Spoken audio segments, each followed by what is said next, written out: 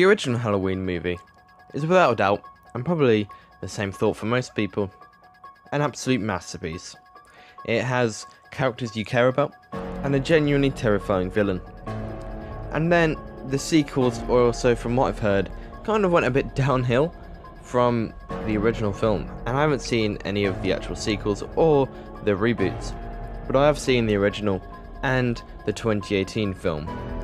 And in my opinion, the 2018 film is a great sequel.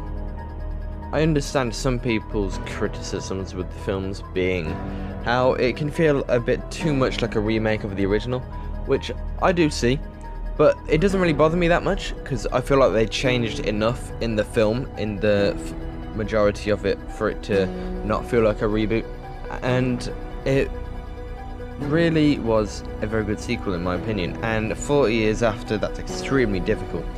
I found where the movie succeeded most was definitely with Laurie's PTSD. Now I do wish Laurie was in the film a bit more, that is one problem with it, but I think that is where the film excels most. I think that is a great aspect of the film.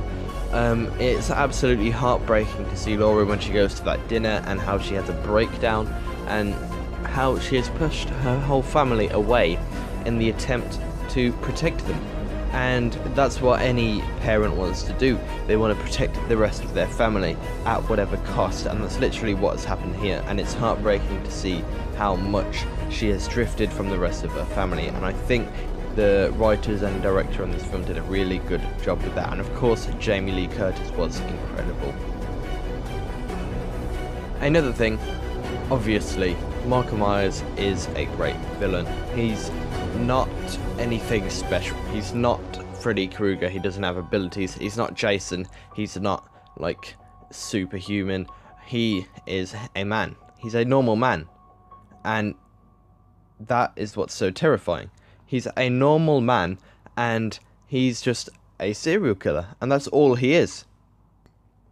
Where the original did well, I mean, it did well in pretty much every aspect, but capitalizing on the fear you have when you walk down a street, you think someone's watching you, but you don't really know. In this film, someone really is watching them, and that's terrifying, how you see them and then they seemingly disappear, and it's just how the thought of a normal man is just watching you and waiting for his time to just kill you.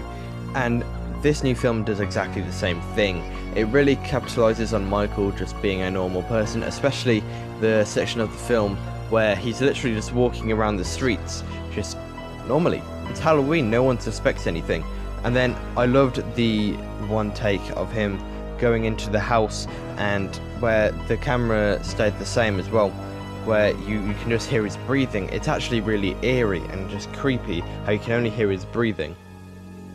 And where Michael goes around the back of the house to go into the house, and you're still watching the view from the mirror, and you see him from the window even, and you see him come all the way through the house back to the window. It's actually utterly scary. Now, I don't really get scared from horror films that much. The closest film to scaring me has been The Shining, because that film, that's a big scare. That's a big scare. But Halloween has a very horrifying villain, as I've said, in the fact that he's normal.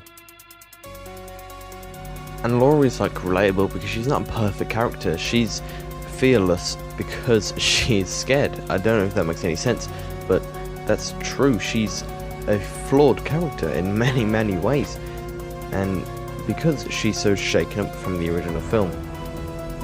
Now, this is also a great sequel because even though it does do a lot of the same things the original did, I find it different enough to make itself its own film. And the final act is great too, in Laurie's absolutely insane house. And it didn't feel like they were trying to make it better than the original. I mean, maybe they were, I don't know.